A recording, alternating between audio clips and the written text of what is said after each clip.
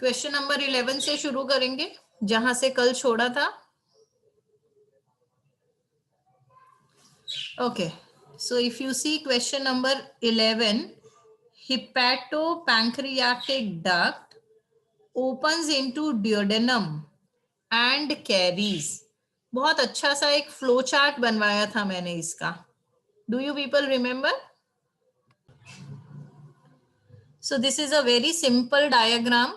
What you see here is the duct system. ये है संतोष, मेरा रिकॉर्डिंग चल रहा है.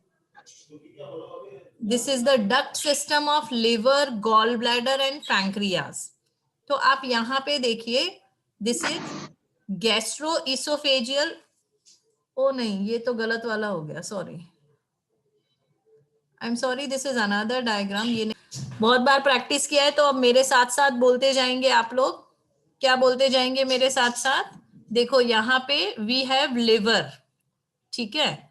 तो ये जो लिवर है, लिवर से क्या निकलेगा? स्पॉटलाइट ले लेती हूं मैं. तो यू हैव लिवर, लिवर से बाइल जूस सीक्रेट हुआ और हिपैटिक डक्ट ये बाइल जूस को कहाँ लेकर गया? गॉल ब्लैडर में लेकर गया. अब ये हिपैटिक डक्ट और गॉल ब्लैडर से निकली सिस्टिक डक्ट, ये दोनों मिलके क्या बनाएंगे? ये दोनों मिलके बनाएंगे कॉमन बाइल डक्ट. जो हमने यहाँ पे इसको लेबल नहीं किया है, मैं कर देती हूँ label. So this is common bile duct. Okay, common bile duct कौन सी दो चीजों को मिलके बनी वो बताओ मुझे. प्लीज टेल मी के common correct, common bile duct बना. इसको टेक्स्ट बॉक्स को मुझे थोड़ा सा इधर लेना है, तो मैं क्या करूं? Have I done it? I don't know. Anyways, that's fine. तो hepatic duct और I'll again take my spotlight. Please ध्यान रखिए, hepatic duct और cystic duct मिलके बनी common bile duct. Common bile duct और pancreatic duct मिलके बन गए hepatopancreatic duct. पर pancreatic duct कहाँ से आ रही है? pancreas से आ रही है. क्या लेके आ रही है? पैंक्रियाटिक जूस लेके आ रही है. तो जब हिपैटोपैंक्रियाटिक डक्ट पोर्स इनटू डियोडेनम, डियोडेनम क्या है? स्मॉल इंटेस्टाइन का पार्ट है. तो हिपैटोपैंक्रियाटिक डक्ट दो सिक्रीशंस पोर करेगा. कौन से दो सिक्रीशंस पोर करेगा बताओ? Which two secretions are poured by bile juice and pancreatic juice. Juice and pancreatic juice. Very good. Bile juice and pancreatic juice. I hope this is clear. We go back to our question now. ये सबको बहुत ही clear होना चाहिए, इसमें कोई confusion नहीं होना चाहिए. Okay, now we go back to our question. वो कहाँ गया? Duct from hepatopancreatic duct opens into the duodenum and carries. अब फटाफट से बता दो, what does it carry? जल्दी बताओ. Bile and pancreatic bile juice and pancreatic juice. तो सेम थिंग यहाँ पे भी दिया हुआ है. गॉल ब्लैडर में से सिस्टिक डक्ट निकला, पैंक्रियाज में से पैंक्रियाटिक डक्ट निकला, दोनों ने मिलके पैंक्रियो, ये तो हमको है नहीं, इसको छोड़ो, ये बेकार चीज है. बस इतना याद रखो कि it will carry pancreatic and bile juice. वो जो फ्लो चार्ट है वो याद रखना, उसको भूलना नहीं है. Okay, next question is match the following. क्या पूछा है यहाँ पे देखेंगे? डियोडेनम. अब डियोडेनम का क्या आ सकता है? कार्टिलेजिनियस फ्लैप है? बिल्कुल नहीं है. कार्टिलेजिनियस फ्लैप क्या है? कार्टिलेजिनियस फ्लैप एपिग्लॉटिस है या ग्लॉटिस है? चलो बताओ, ये भी बहुत अच्छे से पढ़ा है. कार्टिलेजिनियस फ्लैप उसको क्या बोलते हैं? ग्लॉटिस बोलते हैं या एपिग्लॉटिस बोलते हैं? Epiglottis. एपिग्लॉटिस. Epiglottis. और ग्लॉटिस क्या है? Glottis is the opening of wind pipe. याद करो, दो लोकेशंस हैं, दो चीजें साथ साथ में है. कौन सी दो चीजें साथ साथ में है? कौन से दो पाइप साथ साथ में है? बताओ मुझे. Wind pipe and food pipe. Very good. ये सपोज आपका विंड पाइप है और ये सपोज आपका फूड पाइप है, let's say. So okay, I understood this. भाई जाओ अब.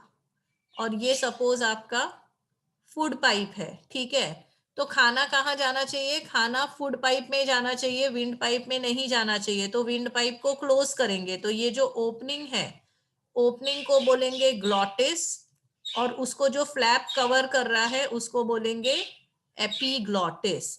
सीकम क्या है, caecum is a blind sac, isn't it, large intestine का पार्ट है।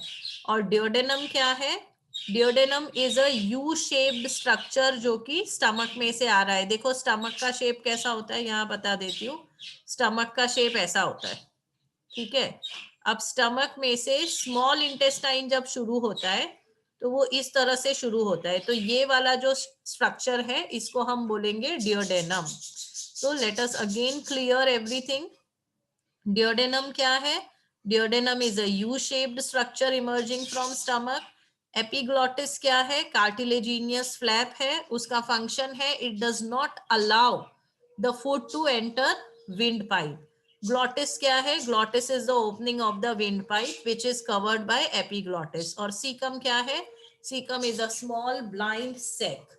Okay, so that completes your MCQs. Now let us go for subjective questions. I'm sorry, I have a very bad cold and I'm not able to speak very clearly. आपको cold हुआ है या नहीं वो कैसे पता चलेगा पता है, मतलब ऑलरेडी बहुत सारी चीजें हैं, but you have to try pronouncing the word 99। अगर आपके साउंड का फ्रीक्वेंसी चेंज हो जाता है मतलब your nose is blocked.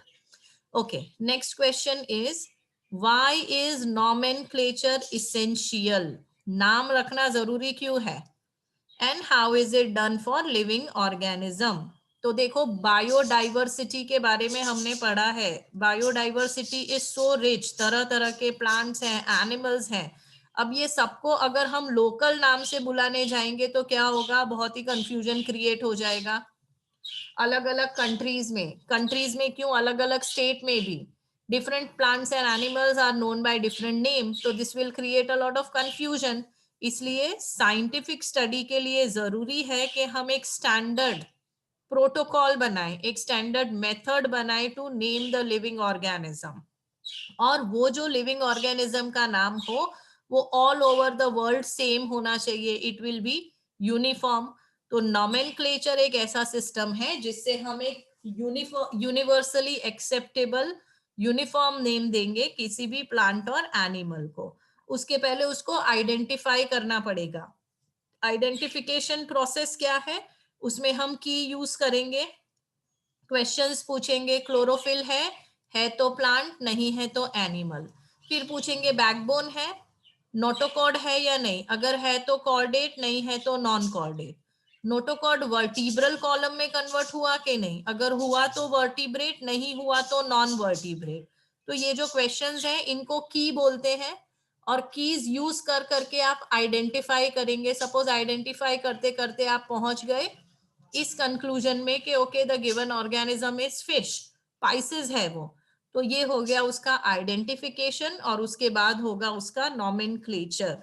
Okay, so this aims, identification aims in finding the correct name and appropriate position of organism. position कहाँ पे, position classification में, हमने जो क्लासिफिकेशन का चार्ट बनाया है वहां पे हम आइडेंटिफाई करके और उसको रखेंगे कि ये पाइसेस है या रेप्टाइल है या बर्ड है या मैमल है, क्या है। Okay, so nomenclature and identification and classification, all three things are very important if you want to study something in a proper manner.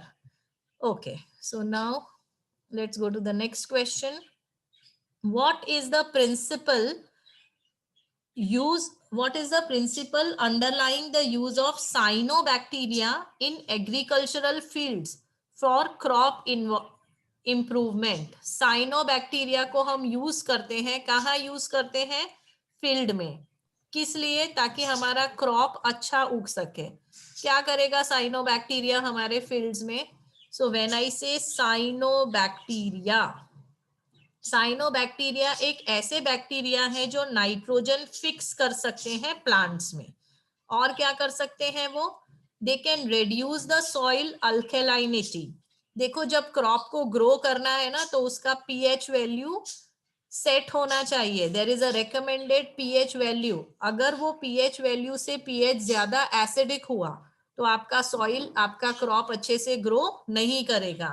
तो साइनोबैक्टीरिया क्या क्या करता है हमारे लिए? नाइट्रोजन फिक्स करता है, पीएच सही रखता है, सॉइल का टेक्सचर भी सही रखता है. सॉइल का टेक्सचर मतलब वो ना ही ज्यादा क्लेई होना चाहिए, ना ही ज्यादा सैंडी होना चाहिए. ऐसा होना चाहिए कि वो प्रॉपरली वाटर को होल्ड करके रखे. तो उसका टेक्सचर संभालने का काम भी साइनोबैक्टीरिया कर लेता है. सो ऑल दिस बैक्टीरिया, एक तो मैंने बात की साइनोबैक्टीरिया की. ऐसे बहुत सारे बैक्टीरिया हैं जो नाइट्रोजन फिक्स करते हैं. कौन से? Nostoc, Anabaena, Oscillatoria. ये सारे आ जाते हैं in the category of BGA, blue green algae. अब यहाँ पे कंफ्यूज मत होना, लिखा है अल्गे पर ये है बैक्टीरिया. ठीक है. Although the name given is blue green algae, ये क्या है? ये बैक्टीरिया है, अल्गे नहीं है. और क्या खासियत है ये बैक्टीरिया की? दे fix atmospheric nitrogen. I hope you understand what do you mean by fixing nitrogen. Atmosphere में जो नाइट्रोजन है वो N2 के फॉर्म में है. प्लांट्स इसको यूज नहीं कर सकते. इसको कन्वर्ट करना पड़ेगा सॉल्ट्स में. नाइट्रेट सॉल्ट्स में कन्वर्ट करो या नाइट्राइट सॉल्ट्स में कन्वर्ट करो, तभी प्लांट्स इसको यूज कर पाएंगे टू मेक अमाइनो एसिड्स. तो बायो अवेलेबिलिटी के लिए नाइट्रोजन का जो कन्वर्जन होता है, इस प्रोसेस को हम बोलते हैं फिक्सिंग नाइट्रोजन. ओके. तो फिक्सिंग नाइट्रोजन कौन कौन कर सकता है? साइनोबैक्टीरिया कर सकते हैं और BGA कर सकते हैं. Blue green algae. Blue green algae कौन कौन से हैं? Nostoc, Anabaena and Oscillatoria. याद रखेंगे इस बात को. बायो फर्टिलाइजर्स आप 12th में पढ़ने वाले हैं. तो ये बैक्टीरिया को यूज करके बायो फर्टिलाइजर्स बनते हैं जो आप डायरेक्टली अपनी सॉइल में ऐड कर सकते हो. इससे पॉल्यूशन भी नहीं होगा, इससे इन द लॉन्ग रन आपकी सॉइल भी खराब नहीं होगी and you will get a very good crop. Okay, next question. Suppose accidentally find an old preserved permanent slide. क्या मिला आपको? आपको मिला प्रिजर्व्ड परमानेंट स्लाइड. देखो परमानेंट स्लाइड वो होता है जिसको हम फिक्स कर देते हैं कुछ केमिकल्स के साथ, तो वो ड्राई नहीं होगा, बहुत सालों तक आप यूज कर सकते हो. बट दिक्कत ये है कि इसमें लेबल नहीं है. तो अब आपको आइडेंटिफाई करना है कि ये स्लाइड में है क्या. तो आप क्या करेंगे आइडेंटिफाई करने के लिए? So to identify this what will you do? अब यहाँ पे देखो, आपको ये फीचर्स ऑब्जर्व करने हैं. यूनिसेल्यूलर है या नहीं, वेल डिफाइंड न्यूक्लियस है या नहीं, बाइफ्लैजिलेट है, दैट इज दो फ्लैजिला है उसमें और वो कैसे प्लेस्ड है? One is placed longitudinally and the other is placed transversely. अगर आपको ये तीनों चीजें मिल गई, कौन सी तीनों चीजें मिल गई आपको?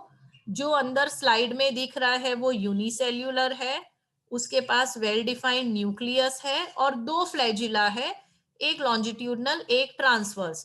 तो आप इसको क्या आइडेंटिफाई करेंगे? ये क्या होना चाहिए? It should be dinoflagellate. आपने बायोलॉजिकल क्लासिफिकेशन में कैरेक्टरिस्टिक्स पढ़े हैं डिनोफ्लैजिलेट्स के. और डिनोफ्लैजिलेट कौन से किंगडम में आते हैं? प्रोटिस्टा के किंगडम में आते हैं. मुझे बताओगे ये कौन सा वाला क्लासिफिकेशन है? Which classification is this? We are talking about Biological classification. yeah, we are talking Plants. about five kingdom classification which was given by R.H. Whitaker. correct. RH Whitaker. Very good. कौन से 5 kingdom दिए 1969. थे उसने? कौन से 5 kingdoms दिए थे उसने? Monera, Protista, Monera, Monera, Protista, Animalia, Plantia, Plantia, Animalia. and Fungi. हाँ, एनिमेलिया और प्लांटे बाद में आएगा. हम क्या भूल गए? हम फंजाई भूल गए. तो प्रोटिस्टा के अंदर फर्दर बहुत सारी क्लासेस थी, इसमें से एक क्लास थी डिनोफ्लैजिलेट. और क्या क्या आता था प्रोटिस्टा में बताओ मुझे.